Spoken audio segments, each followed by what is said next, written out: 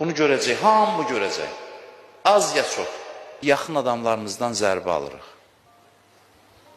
Dostlarımızdan zərbə alırıq, yaxınlarımızdan zərbə alırıq. Bu nə üçündür?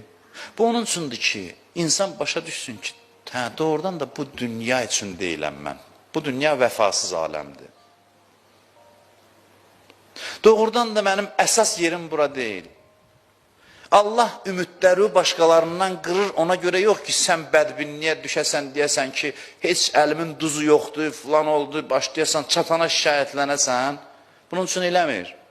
Allah sən ümidləndiyin adamlardan vəfasızlıq, belə bir tənzimləyib ki, vəfasızlıq görürsən, nankörlük görürsən, bunu görəcək, hamı görəcək, az ya çox. Ondan sonra deyirsən, hə, elə bundan məlumdur ki, bu dünya qalmalı yer deyil. Səni bu dünyadan qopartmaq üçün